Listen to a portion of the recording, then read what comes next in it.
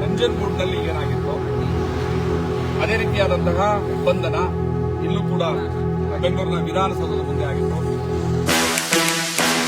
ಬಿಹಾರದ ವಿಧಾನಸಭೆ ಮುಂದೆ ನೂರಾರು ಸಂಖ್ಯೆಯಲ್ಲಿ ಹೋಗಿ ಮೈ ಮೇಲೆ ಮಲ ಸುರಿಕೊಂಡು ಈ ಅನಾಗರಿಕ ಸರ್ಕಾರದ ವರ್ತನೆಯನ್ನು ಈ ದೇಶಕ್ಕೆ ಪ್ರದರ್ಶನ ಮಾಡುವುದಕ್ಕೆ ಕೆಲಸ ಮಾಡ್ತೀವಿ. ರಾಜ್ಯಪಾಲರ ಭವನದ ಮುಂದೆ, ಗೃಹ ಮಂತ್ರಿಗಳ ಮನೆ ಮುಂದೆ, ಮುಖ್ಯಮಂತ್ರಿಗಳ ಮನೆ ಮುಂದೆ, ಸಮಾಜ ಕಲ್ಯಾಣ ಇಲಾಖೆ ಮನೆ ಮುಂದೆ ಯಾವಾಗಂತವಾಗ ದಿನಾಂಕ ಇಲ್ಲ, ಸಮಯ ಇಲ್ಲ, ಮಧ್ಯರಾತ್ರಿ ಆಗ್ಬೋದು, ಬೆಳಿಗ್ಗೆ ಆಗ್ಬೋದು, ಅವ್ರ ಮನೆಗಳ ಮುಂದೆ ಹೋಗಿ ಪ್ರತಿಭಟನೆ ಮಾಡುವಂಥದ್ದು, ಮೈ ಮೇಲೆ ಮಲ ಸುರಿಕೊಳ್ಳುವಂಥದ್ದು. ಅದು ಯಾವುದಾದ್ರೂ ಕೂಡ ನಾಡಿದ್ದು ಮುಖ್ಯಮಂತ್ರಿ ನಮಗೆ ಸರಿಯಾದ ರೀತಿಯಾದಂತಹ ಒಂದು ಭರವಸೆ ಕೊಡ್ತಾರೆ. ಇದೆಲ್ಲವನ್ನು ಕೂಡ ಈ ಬೆಂಗಳೂರಿನಲ್ಲಿ ಎಚ್ ಸಿ ಮಹದೇವಪ್ಪನವರು ಸಮಾಜ ಕಲ್ಯಾಣ ಇಲಾಖೆ ಸಚಿವ ಎಚ್ ಸಿ ಮಹದೇವಪ್ಪನವರು ಮಾತುಕತೆಗೆ ಬನ್ನಿ, ಹೋರಾಟ ಬೇಡ, ಹೋರಾಟದ ರಾಜಕೀಯ ಬೇಡ ಅಂತ ಹೇಳಿ ಒಪ್ಕೊಂಡಿವಿ. ಸರ್ಕಾರದ ಮಾತು ಬೆಲೆ ಕೊಟ್ಟು ಕಾಯ್ಕೊಂಡು, ಆದ್ರೆ ಮಾತುಕತೆಗೆ ಕರೆ ಕೊಟ್ಟಂತಹ ಮಹದೇವಪ್ಪನವರು ಮಾತುಕತೆಗೆ ಪತ್ರ ಬರಲಿ. ಯಾಕೆ? ಭಾಷೆಯನ್ನ ಅತಿ ಗೌರವದಿಂದ ಬಳಸೋದಕ್ಕೂ ಗೊತ್ತು, ಅದೇ ಭಾಷೆಯಿಂದ ಈ ಸರ್ಕಾರದ ಮಾನ ಮರ್ಯಾದೆಯನ್ನು ಕಳೆಯೋದು. ಸ್ನೇಹಿತರೆ ನಮಸ್ಕಾರ, ಜೈ ಭೀಮ್. ಕಳೆದ 2 ದಿವಸದಿಂದ ನಡೀತಾ ಇರುವಂತಹ ಹೋರಾಟಗಳನ್ನ ನೀವೆಲ್ಲರೂ ನೋಡ್ತಾ ಇದ್ದೀರಿ. ನ್ಯಾಯದ ಆಗ್ರಹ ನಮ್ದಷ್ಟೇ. ಒಳ ಮೀಸಲಾತಿಯನ್ನ ಸಂಪೂರ್ಣವಾಗಿ ನ್ಯಾಯಬದ್ಧವಾಗಿ ಜಾರಿಗೊಳಿಸಿ ಅನ್ನುವಂತ ಒಂದು ಆಗ್ರಹದಿಂದ ಅನಿರ್ದಿಷ್ಟಾವಧಿಯ ಪ್ರತಿಭಟನೆಗಳನ್ನ ನಾವು ಪ್ರಾರಂಭ ಮಾಡಿದ್ದೀವಿ. ಮೊದಲನೇ ದಿವಸ ನಿಮ್ಗೆಲ್ರಿಗೂ ಗೊತ್ತಿದೆ, ಟಿ ನರಸೀಪುರದಲ್ಲಿ ಬಹಿರಂಗವಾದಂತಹ ಒಂದು ಪ್ರತಿಭಟನಾ ಸಮಾವೇಶವನ್ನು ನಡೆಸಿ ಆನಂತರ ನಾವು ಪ್ರತಿಭಟನೆಗಳನ್ನ ಅಲ್ಲಲ್ಲಿ ನಡೆಸ್ತೀವಿ ಅಂತ ಹೇಳಿದ್ವಿ. ಅದರಂತೆ ನಿನ್ನೆ ಟಿ ನರಸೀಪುರದಲ್ಲಿ ಪ್ರತಿಭಟನೆಯನ್ನು ಪ್ರಾರಂಭ ಮಾಡಿದ್ವಿ. ಮತಭಿಕ್ಷೆ ಪ್ರತಿಭಟನೆಯನ್ನ, ಅಂದ್ರೆ ಎಚ್ ಸಿ ಮಹದೇವಪ್ಪ ಮಾಡ್ತಾ ಇರುವಂತಹ ಮೋಸ ಆ ಕ್ಷೇತ್ರದ ಮತದಾರರಿಗೆ ತಿಳಿಸಿಕೊಡುವಂತಹ ಪ್ರಯತ್ನವನ್ನ ಮಾಡಿದ್ವಿ. ಅದು ಒಂದು. ಎರಡನೇದು, ಇವತ್ತು ನಮ್ಮ ಎಲ್ಲ ಭೀಮ ಸೈನಿಕರು ವಿಧಾನಸೌಧಕ್ಕೆ ಹೋಗಿ ಮುಖ್ಯಮಂತ್ರಿಗಳನ್ನ ಭೇಟಿ ಮಾಡಿ ನಾವು ನಮ್ಮ ಆಗ್ರಹವನ್ನು ವ್ಯಕ್ತಪಡಿಸೋಣ ಅಂತ ಪ್ರಯತ್ನ ಪಟ್ಟಾಗ ಸಾಧ್ಯ ಆಗಿಲ್ಲ. ಆಗ ಅನಿವಾರ್ಯವಾಗಿ ಸರ್ಕಾರದ ಒಂದು ಅನಾಗರಿಕ ವರ್ತನೆಯನ್ನ ಸಮಾಜಕ್ಕೆ ತೋರಿಸೋದಕ್ಕೆ ಅಲ್ಲಿ ನಮ್ಮ ತಂಡದವರೆಲ್ಲರೂ ಕೂಡ ಮೈ ಮೇಲೆ ಮಲ ಸುರಿಕೊಳ್ಳುವಂತಹ ಒಂದು ಕೆಟ್ಟ ಪ್ರತಿಭಟನೆಗೆ ಕೈ ಇಡಲೇಬೇಕಾಯ್ತು ಅನಿವಾರ್ಯವಾಗಿ. ಆದರೆ ಅದಕ್ಕೆ ಅವಕಾಶ ಆಗಲಿಲ್ಲ. ಒಳ್ಳೇದು, ಸಂತೋಷ. ಯಾವುದೇ ಒಬ್ಬ ಮನುಷ್ಯ ಮೈ ಮೇಲೆ ಮಲ ಸುರಿಕೊಂಡು ಪ್ರತಿಭಟನೆ ಮಾಡುವಂಥದ್ದನ್ನ ನಾನು ಕೂಡ ಒಪ್ಪಲ್ಲ. ಆದ್ರೆ ಈ ಸರ್ಕಾರ ನಮ್ಮನ್ನ ಅಂತಹ ಒಂದು ದುಸ್ಥಿತಿಗೆ, ಕೆಟ್ಟ ಪರಿಸ್ಥಿತಿಗೆ ತಗೊಂಡೋಗಿ ನಿಲ್ಲಿಸಿದೆ.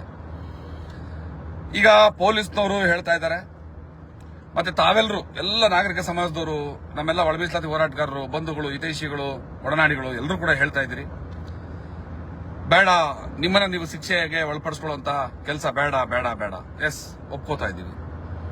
ಸರ್ಕಾರ ಮಾತುಕತೆ ಬರಬೇಕಲ್ಲ.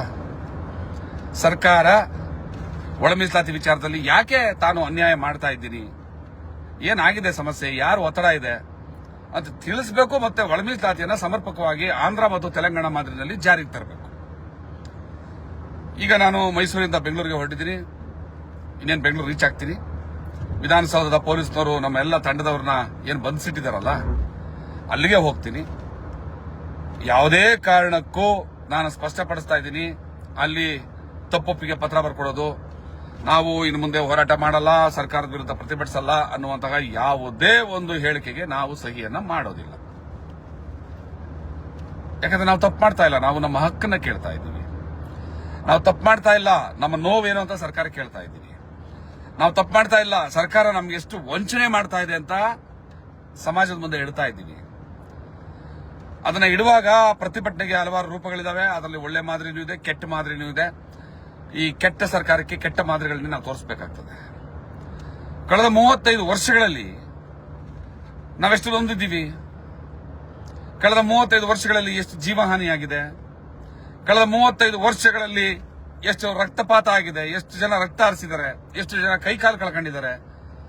ಕಳೆದ 35 ವರ್ಷಗಳಲ್ಲಿ ಎಷ್ಟು ಬದುಕುಗಳು ಬೀದಿಗೆ ಬಂದಿದ್ದಾವೆ?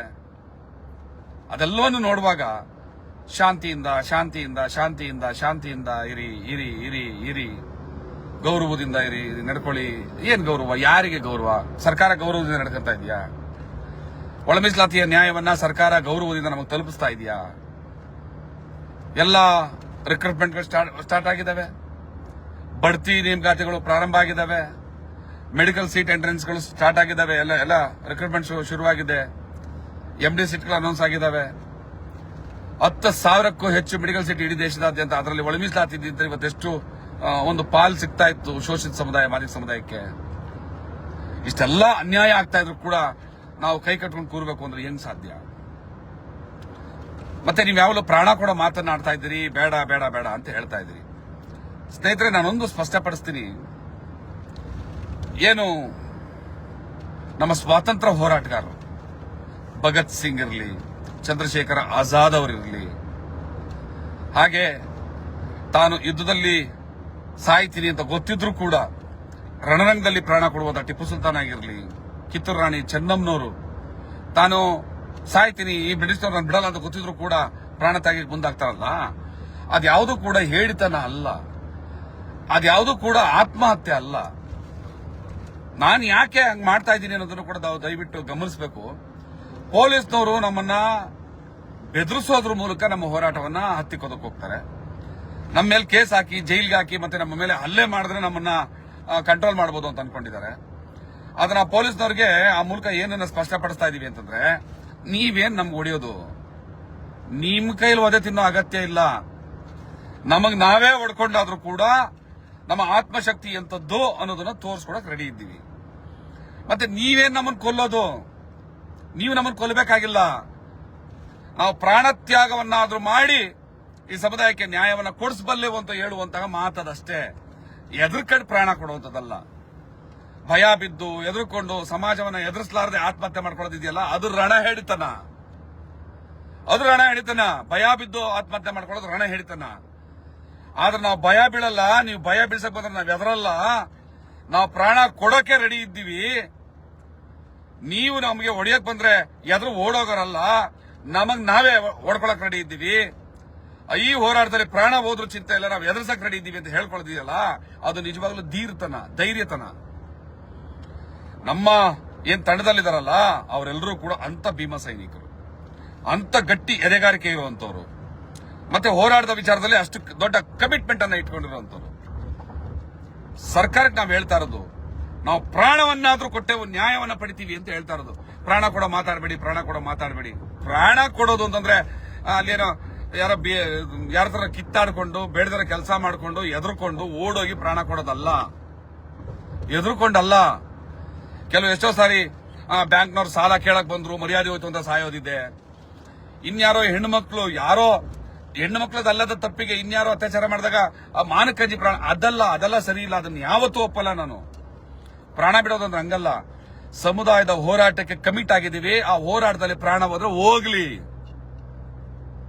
ಹೋರಾಟಗಾರರು ಅನ್ನುವಂತಹ ಒಂದು ಲೇಬಲ್ ಅನ್ನು ಅಂಟಿಸ್ಕೊಂಡು ರಣಹೇಡಿಗಳ ತರ ಬದುಕೋದಲ್ಲ. ರಣರಂಗಕ್ಕೆ ಇಳಿದಾಗಿದೆ.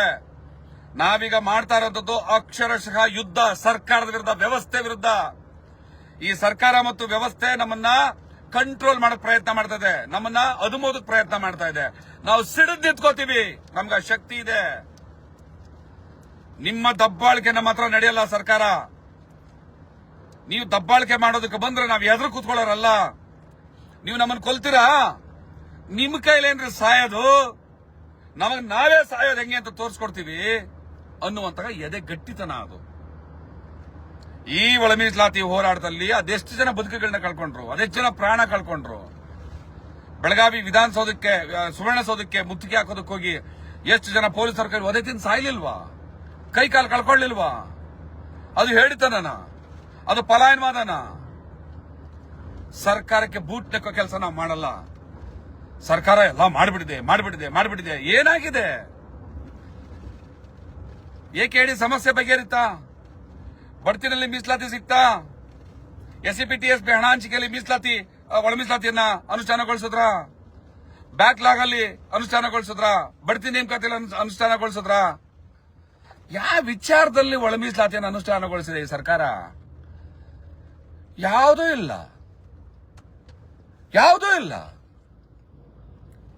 ಸೊ ಯಾವುದೂ ಇಲ್ದಿದ್ದ ಮೇಲೆ ನಾವು ಈ ಸರ್ಕಾರ ಮಾಡುತ್ತೆ ಮಾಡುತ್ತೆ ಮಾಡುತ್ತೆ ಅಂತ ಕೈ ಕೊಟ್ಕೊಂಡು ಅಣ್ಣ ಭಿಕ್ಷೆ ಕೊಡಣ್ಣ, ಸ್ವಾಮಿ ಭಿಕ್ಷೆ ಕೊಡಿ ಸ್ವಾಮಿ, ನಾವು ಸತ್ತೋಗ್ತಾ ಇದ್ದೀವಿ, ನಿಮ್ಮ ಕರುಣಾ ಭಿಕ್ಷೆ ಕೊಡಿ ಅಂತ ಕೇಳ್ಬೇಕಾ ಸರ್ಕಾರನ? ಓಲಿ ಅದು ಕೂಡ ಮಾಡಬಲ್ಲ ಒಳ್ಳೆತನಕ್ಕೆ, ಹೇಳಿತನಕ್ಕಲ್ಲ ಒಳ್ಳೆತನಕ್ಕೆ. ದಯವಿಟ್ಟು ಮಾನ್ಯ ಮುಖ್ಯಮಂತ್ರಿ ಅವರೇ, ಅನ್ಯಾಯ ಮಾಡಬೇಡಿ ಈ ಸಮುದಾಯಕ್ಕೆ, ದಯವಿಟ್ಟು ಈ ಸಮುದಾಯದ ಹಕ್ಕನ್ನ ಕೊಡಿ ಅಂತ ಕೇಳಿದ್ವಿ ಅಲ್ವಾ? ಎಲ್ಲಿ ಕೊಟ್ರು? ಈಗ ನಾವು ವಿಧಾನಸೌಧದ ಪೊಲೀಸ್ ಸ್ಟೇಷನ್ ಅಲ್ಲಿ ಏನು ಬಂಧನಕ್ಕೊಳಗಾಗಿದಾರಲ್ಲ ನನ್ನೆಲ್ಲ ಸಹೋದರರು, ನನ್ನೆಲ್ಲ ಭೀಮ ಸೈನಿಕರು, ಅವರೆಲ್ಲರಿಗೂ ಹೇಳಿರೋದು ನಾವು ಯಾವುದೇ ತಪ್ಪೊಪ್ಪಿಗೆ ಬರ್ಕೊಡೋ ಅಗತ್ಯ ಇಲ್ಲ, ಬರ್ಕೊಡೋದಿಲ್ಲ. ನೀವು ಬೇಕಿದ್ರೆ ಜೈಲಿಗೆ ಕಳಿಸಿ, ಹೋಗ್ತೀವಿ. ನೀವು ಮತ್ತೆ ಕೇಸ್ ಏನ್ ಬೇಕಾದ್ರೆ ಹಾಕೊಳ್ಳಿ, ತಪ್ಪೊಪ್ಪಿಗೆ ಕೊಡೋದಿಲ್ಲ. ಇಲ್ವಾ ಗೌರವಯುತವಾಗಿ ಕಾನೂನುಬದ್ಧವಾಗಿ ದಾಖಲೆ ಆಧಾರಗಳ ಸಮೇತವಾಗಿ ನೀವು ಮಾಡ್ತಾ ಇರೋ ತಪ್ಪೇನೋ ಅಂತ ತೋರಿಸ್ಕೊಟ್ಟು ನಾವು ನ್ಯಾಯ ಪಡೆಯೋದು ಬರ್ತೀವಿ. ಸರ್ಕಾರ ಜೊತೆಲಿ ಮಾತುಕತೆ, ಸರ್ಕಾರ ಜೊತೆಲಿ ಅಂದ್ರೆ ಯಾರೋ ಒಬ್ಬ ಸಚಿವರ ಹತ್ರ ಕೂತ್ಕೊಳ್ಳಿ ಅಥವಾ ಸೆಕ್ರೆಟರಿ ಹತ್ರ ಕೂತ್ಕೊಳ್ಳಿ, ಇಲ್ಲ, ನೋ ಚಾನ್ಸ್. ಸರ್ಕಾರ ಅಂದ್ರೆ ಮುಖ್ಯಮಂತ್ರಿ ಇರಬೇಕು, ಸರ್ಕಾರದ ಮುಖ್ಯ ಕಾರ್ಯದರ್ಶಿ ಇರಬೇಕು, ಹಾಗೆ ಸರ್ಕಾರದ ಸಮಾಜ ಕಲ್ಯಾಣ ಇಲಾಖೆ ಸಚಿವ ಮತ್ತು ಕಾರ್ಯದರ್ಶಿಗಳಿರಬೇಕು, ಕಾನೂನು ಇಲಾಖೆ ಸಚಿವ ಮತ್ತು ಕಾರ್ಯದರ್ಶಿ ಇರಬೇಕು, ಡಿಪಿಆರ್ ನ ಸೆಕ್ರೆಟರಿ ಇರಬೇಕು. ಇಷ್ಟಿದ್ರೆ ಒಂದು ಸಭೆಯನ್ನು ಏರ್ಪಡಿಸಲಿ, ಮೀಟಿಂಗ್ ಏರ್ಪಡಿಸಲಿ, ಯಾವಾಗ ಅನ್ನೋದನ್ನ ಪೊಲೀಸ್ನವರು ಈಗ ಮಾತಾಡಿ ನಮಗೆ ತಿಳಿಸ್ಲಿ, ನಾವು ಕಾಯ್ತಾ ಇದ್ದೀವಿ. ಅವ್ರು ಯಾವಾಗ ಅಂತ ಹೇಳಿದ್ರೆ ಅವಾಗ ನಾವು ಅಲ್ಲಿಯವರೆಗೂ ಪ್ರತಿಭಟನೆಯನ್ನ ತಡೆದಿಟ್ಟು ನಾವು ಮಾತುಕತೆಗೆ ಹೋಗ್ತೀವಿ. ಮಾತುಕತೆ ಫಲಪ್ರದ ಆಗಲಿಲ್ಲ, ಅಲ್ಲೂ ಕೂಡ ಸರ್ಕಾರ ಮತ್ತೆ ವಂಚನೆಯ ಮಾತನ್ನೇ ಮುಂದುವರಿಸುತ್ತೆ ಅನ್ನೋದಾದ್ರೆ ನಮ್ಮ ಹೋರಾಟ ಮತ್ತಷ್ಟು ತೀವ್ರವಾಗಿ ಬೀದಿಗೆ ಬರುತ್ತೆ. ಆಗ ನಾವು ಬೀದಿಗೆ ಬರಬಾರ್ದು ಅನ್ನೋದಾದ್ರೆ ಸರ್ಕಾರ ಇನಿಷಿಯೇಟಿವ್ ತಗೊಳ್ಳೋ ಪ್ರಾಬ್ಲಮ್ನ ಸಾಲ್ವ್ ಮಾಡಲಿ. ಅದು ಬಿಟ್ಟು ಸರ್ಕಾರ ಪ್ರಾಬ್ಲಮ್ ಸಾಲ್ವೇ ಮಾಡೋದಿಲ್ಲ, ನೀವು ಮಾತ್ರ ಹೋರಾಟ ಮಾಡಬೇಡಿ ಅಂದ್ರೆ ಅದಾಗಲ್ಲ. ಈ ಒಳ್ಳೆತನಗಳಿಂದ, ಒಳ್ಳೆಯತನ ಅನ್ನುವಂತಹ ಸರಪಳಿಗಳಿಂದ ನಮ್ಮನ್ನ ಕಟ್ಟ ಹಾಕೋದಕ್ಕೆ ನೋಡಬೇಡಿ. ಘನತೆಯಿಂದ ನಡ್ಕೊಳ್ಳೋದು ಗೊತ್ತು.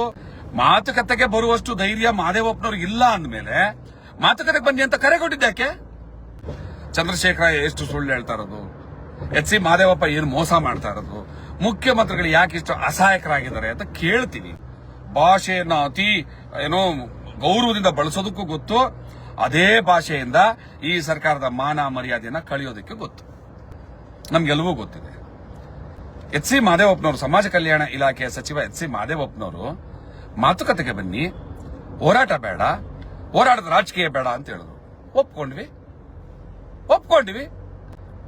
ಒಂದಿಡೀ ದಿವಸ 12ನೇ ತಾರೀಕು ಟಿ ನರಸೀಪುರದಲ್ಲಿ ಪ್ರತಿಭಟನಾ ಸಮಾವೇಶ ಆದ್ಮೇಲೆ 13ನೇ ತಾರೀಕು ಯಾವ ಹೋರಾಟವನ್ನು ಮಾಡಲಿಲ್ಲ. ನಾವು ಸರ್ಕಾರದ ಮಾತುಗೆ ಬೆಲೆ ಕೊಟ್ಟು ಕಾಯ್ಕೊಂಡು ಕೂತ್ಕೊಂಡ್ವಿ.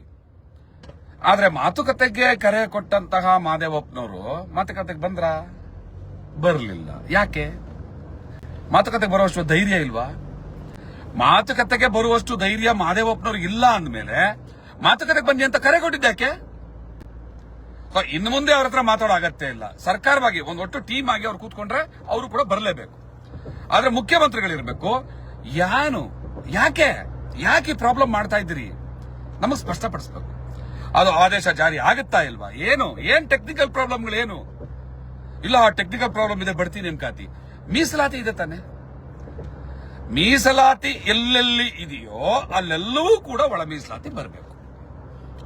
ಮೀಸಲಾತಿಯ ಉದ್ದೇಶ ಏನಿದೆಯೋ ಅದೇ ಉದ್ದೇಶ ಒಳ ಮೀಸಲಾತಿ ಕೂಡ. ಮೀಸಲಾತಿ ಇದೆಯಂತೆ, ಒಳ ಮೀಸಲಾತಿ ಜಾರಿ ಮಾಡೋದಕ್ಕೆ ಟೆಕ್ನಿಕಲ್ ಪ್ರಾಬ್ಲಮ್ ಇದೆಯಂತೆ. ಯಾವ ಕರ್ಮನ್ರಿ ನೀವು ಹೇಳೋದು? ಆ ಸರ್ಕಾರಿ ನೌಕರ ಸಂಘದ ಅಧ್ಯಕ್ಷ ಇಡಿಯಟ್ ಚಂದ್ರಶೇಖರಯ್ಯ ಏನೇನೋ ಕಾನ್ಸ್ಟಿಟ್ಯೂಷನ್ ಯಾವ್ದಾವ್ದೋ ಸೆಕ್ಷನ್ಗಳನ್ನ ಕೋಟ್ ಮಾಡಿ ಇದ್ರಲ್ಲಿ ಅಡಿ ಇಲ್ಲ, ಇದ್ರಲ್ಲ ಈ ಅಡಿನಲ್ಲಿ ಬರಲ್ಲ. ಬನ್ನಿ, ಅದ್ ಯಾಕೆ ಬರಲ್ಲ, ಅದ್ ಹೆಂಗ್ ಬರುತ್ತೆ ಅಂತ ಅದೇ ಕಾನ್ಸ್ಟಿಟ್ಯೂಷನ್ಗಳನ್ನ ಸೆಕ್ಷನ್ಗಳನ್ನ ಯಾವ್ದು ಅವ್ರು ಕೋಟ್ ಮಾಡ್ತಾರೆ ಅದೇ ಸೆಕ್ಷನ್ಗಳ ಅಡಿನಲ್ಲಿ ಅವ್ರು ಏನ್ ಸುಳ್ಳು ಹೇಳ್ತಾರೆ ಅಂತ ನಾವು ಪ್ರೂವ್ ಮಾಡ್ತೀವಿ. ನಾವು ಪ್ರೂವ್ ಮಾಡಕ್ ಆಗಿಲ್ಲ ಅಂದ್ರೆ ಕ್ಷಮೆಗಳು ಹೊರಟೋಗ್ತೀವಿ. ನಾವು ಒಂದು ಚಾಲೆಂಜ್ ಅನ್ನ ಮಾಡುವಾಗ ತಲೆ ಕೆಟ್ಟು ಮಾಡೋದಲ್ಲ, ಜ್ಞಾನದಿಂದ ಮಾಡ್ತಾ ಇರೋದು ಇದು. ನಾನಾಗ್ಲಿ, ನಮ್ಮ ಕಾನೂನು ಪಂಡಿತರು, ನಮ್ಮ ತಂಡದಲ್ಲಿರುವಂತಹ ಕಾನೂನು ಸಲಹೆಗಾರರು ಏನಿದ್ದಾರೆ, ಸಾಮಾಜಿಕ ನ್ಯಾಯಪರ ವಕೀಲರ ತಂಡ ಏನಿದೆಯಾ, ಅವರು ಬರ್ತೀವಿ. ಗೌರವಯುತವಾಗಿ ಮುಖ್ಯಮಂತ್ರಿಗಳ ಚೇಂಬರ್ ಅಲ್ಲಿ ಗೌರವಯುತವಾಗಿ ನಡ್ಕೋಬೇಕಾಗ್ತದೆ. ಕೂತ್ಕೋತೀವಿ. ಚಂದ್ರಶೇಖರ ಎಷ್ಟು ಸುಳ್ಳು ಹೇಳ್ತಾ ಇರೋದು, ಎಚ್ ಸಿ ಮಹದೇವಪ್ಪ ಏನು ಮೋಸ ಮಾಡ್ತಾ ಇರೋದು, ಮುಖ್ಯಮಂತ್ರಿಗಳು ಯಾಕೆ ಇಷ್ಟು ಅಸಹಾಯಕರಾಗಿದ್ದಾರೆ ಅಂತ ಕೇಳ್ತೀವಿ. ಅವ್ರು ಏನಾದ್ರು ಸಮಸ್ಯೆಗಳು ಹೇಳಿದ್ರೆ, ಟೆಕ್ನಿಕಲ್ ಪ್ರಾಬ್ಲಮ್ ಅಂತ ಹೇಳಿದ್ರೆ ಅದು ಸತ್ಯವಾ ಸುಳ್ಳ ಅಂತ ನಾವು ಪ್ರೂವ್ ಮಾಡ್ತೀವಿ. ನಮ್ಮ ಕೈಲಿ ಸಾಧ್ಯ ಇದೆ, ನಮ್ಗಷ್ಟು ಕಾನೂನಿನ ಅರಿವಿದೆ. ಕಾನೂನು ಅರಿವಿಲ್ಲದೆ ನಾವು ಮಾತಾಡೋದಿಲ್ಲ. ಒಬ್ಬ ಮುಖ್ಯಮಂತ್ರಿ ಮುಂದೆ ಕೂತ್ಕೊಂಡು ಕಾನೂನು ಇಲಾಖೆಯ ಸೆಕ್ರೆಟರಿನ ಕೂರಿಸ್ಕೊಂಡು, ಕಾನೂನು ಇಲಾಖೆ ಸಚಿವನ ಕೂರಿಸ್ಕೊಂಡು ಕಾನೂನು ಬಿಟ್ಟು ನಾವು ಮಾತಾಡಕ್ಕಾಗತ್ತಾ? ಕಾನೂನು ಬಿಟ್ಟು ಮಾತಾಡಿದ್ರೆ ಯಾರು ನಗಲ್ವಾ ನಮ್ಮನ್ನು ನೋಡಿ? ಅಲ್ಲಿರುವಂತ ಪೊಲೀಸ್ನವರು, ಅಲ್ಲಿರುವಂತ ಇತರ ಅಧಿಕಾರಿಗಳು, ಇವ್ರು ಯಾರು ಇವರು ಒಂದು ಅಕ್ಷರ ಗೊತ್ತಿಲ್ಲ ಕಾನೂನು ಬಗ್ಗೆ ಮಾತಾಡಕ್ ಬಂದ್ರೆ ಅಂತ ನಮ್ಗನ್ನಲ್ವಾ? ನಾವೊಂದು ವೇಳೆ ಅಲ್ಲ ಅನ್ಸ್ಕೊಂಬಂದ್ರೆ ಅದು ನನ್ನ ಸಮುದಾಯಕ್ಕಾದಂತ ಅವಮಾನ ಅಲ್ವಾ? ಹಾಗಾಗಿ ಅದಕ್ಕೆ ಅವಕಾಶ ಇಲ್ಲ. ಎಲ್ಲವನ್ನೂ ಕೂಡ ನಾವು ಅಭ್ಯಾಸ ಮಾಡ್ಕೊಂಡೇ ಬಂದಿದ್ದೀವಿ. ಮುಖ್ಯಮಂತ್ರಿಗಳು ಇವತ್ತು ಮಧ್ಯರಾತ್ರಿ ಕರೀತಾರಾ? ರೆಡಿ. ನಾಳೆ ಬೆಳಗ್ಗೆ ಕರೀತೀರಾ? ರೆಡಿ. ನಾಳೆ ಸಾಯಂಕಾಲ ಕರೀತೀರಾ? ರೆಡಿ. ಕಾಯ್ತೀವಿ ನಾಳೆ ಸಂಜೆವರೆಗೂ. ಅದಲ್ಲದೆ ಅದು ಇವಾಗ ಹೇಳ್ಬೇಕು ಯಾವಾಗ ಅಂತ ಈಗ ನಮ್ಗೆ ಹೇಳ್ಬೇಕು. ಈಗ ಏನ್ ಪೊಲೀಸ್ ಠಾಣೆಯಲ್ಲಿ ನಮ್ಮನ್ನೆಲ್ಲ ಇಟ್ಕೊಂಡಿದಾರಲ್ಲ ಅವ್ರಿಗೆ ಹೇಳಿ ನೀವು ಬಿಡುಗಡೆ ಮಾಡ್ಬೇಕು. ಇಲ್ಲ ಅದೆಲ್ಲ ಇಲ್ಲ, ನೀವು ತಪ್ಪೊಪ್ಪಿಗೆ ಬರ್ಕೊಟ್ಟು. ಸ್ನೇಹಿತರೆ ನಮಸ್ಕಾರ, ಜೈ ಭೀಮ್. ಇವತ್ತು ಸೇಮ್ ಅದೇ ಒಳ ಮೀಸಲಾತಿ ಹೋರಾಟದ ವಿಚಾರ ಸಂಬಂಧಪಟ್ಟಂತೆ ನಿನ್ನೆ ನಂಜನಗೂಡಿನಲ್ಲಿ ಏನಾಗಿತ್ತು ಅದೇ ರೀತಿಯಾದಂತಹ ಬಂಧನ ಇಲ್ಲೂ ಕೂಡ ಬೆಂಗಳೂರಿನ ವಿಧಾನಸೌಧದ ಮುಂದೆ ಆಗಿತ್ತು. ನಾವಿಲ್ಲಿ ಮುಖ್ಯಮಂತ್ರಿಗಳನ್ನ ಭೇಟಿ ಮಾಡಿ ನಮ್ಮ ಹಕ್ಕೊತ್ತಾಯವನ್ನು ಮಂಡಿಸೋದಕ್ಕೆ ಬಂದ ಸಂದರ್ಭದಲ್ಲಿ ವಿಧಾನಸೌಧದ ಮುಂದೆ ಪ್ರತಿಭಟನೆಗೆ ಅವಕಾಶ ಇಲ್ಲ ಕಾನೂನಲ್ಲಿ ಅಂತ ಪೊಲೀಸರು ಹೇಳಿ ಅರೆಸ್ಟ್ ಮಾಡಿದ್ರು. ವಿಧಾನಸೌಧದಲ್ಲಿ ಮುಂದೆ ಪ್ರತಿಭಟನೆ ಮಾಡೋದಕ್ಕೆ ಕಾನೂನಲ್ಲಿ ಅವಕಾಶ ಇಲ್ಲ, ನಿಜ, ಒಪ್ತೀವಿ.